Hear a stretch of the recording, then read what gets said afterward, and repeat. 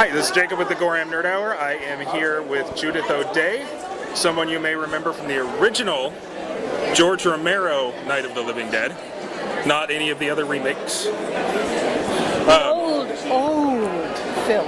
Yes. I do want to ask you, first of all, have you seen any of the remakes that have been made based on it? I saw Tom Savini and George's remake, the 1990 Yes. one. Saw that. It was totally different. You know, I think you look at them and they each stand on their own narrative. I know with yours, I've heard George Romero say that one of the big complaints that he always had about Night of the Living Dead was that he felt that your character should have been stronger in hindsight, that he wanted to make a stronger female lead. And that's when he did Dawn of the Dead, he kind of put some of that stuff into it because he had regrets about how he handled your character. And, Interesting. I wonder why he didn't change it, or I guess it was hindsight. I think it was hindsight, yeah. And so when he made Dawn of the Dead, he was like, I'm not going to do that again. I want to make sure that this is a strong female lead, someone that women can look up to. And yet, as years have gone by, I've thought about this. Barbara, in my mind, is not as weak as some people may think. I think all of us react to horrendous situations in our own ways.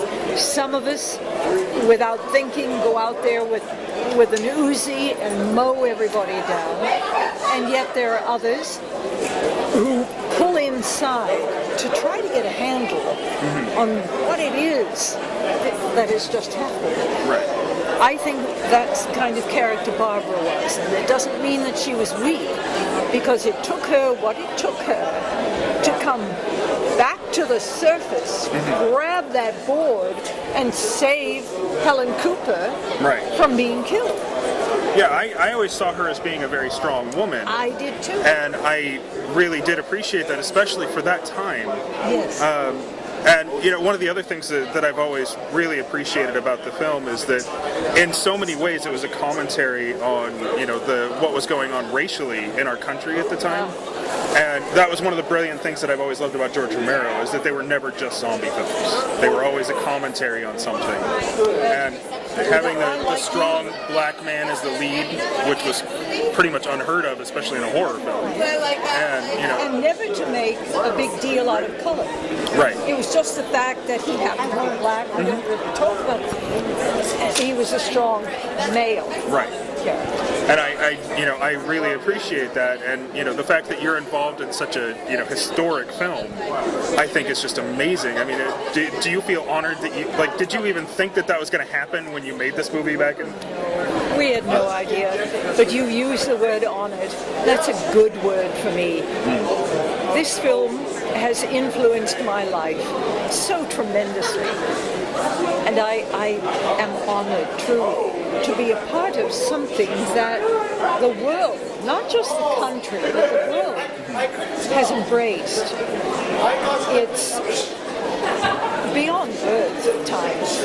Yeah, I think it's it's beautiful that it stood up for so many years, and that it is the benchmark that so many people aspire to. And I know I've always been a huge fan of zombie films and George Romero and everything else, and by extension, of course, that meant that I grew up watching you over and over again, which is just it's an honor to be sitting here with you right now.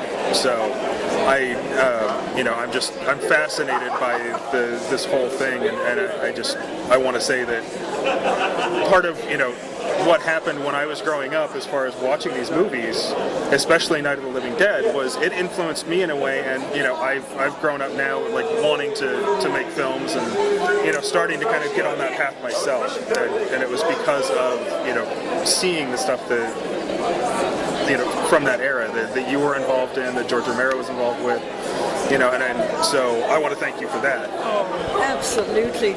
Storytelling, whether it's in the horror genre, whether it's in the romance song, whatever it is an exciting, wonderful thing that is beautifully unique to the human species. And I will always be storytellers. I hope we never stop. And so I'm glad that you are pursuing storytelling Yes. in film. Good for you.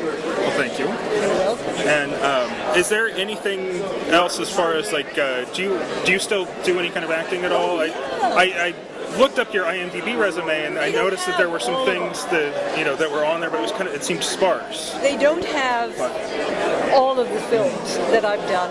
I just finished a fun little thing called They Came from the Ether. It was a James Pronath film. It's it should be all put together in the spring, but young filmmakers have better access to people such as myself via the internet than ever before. Oh yeah. And they have such enthusiasm. They'll say, I've got this story, I've got this role that I really see you in. Would you be willing to read it? And James, I remember James saying, she'll never read this.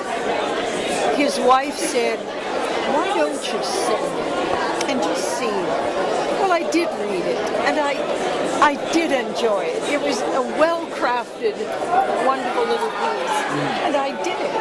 So it's amazing what's out there to do.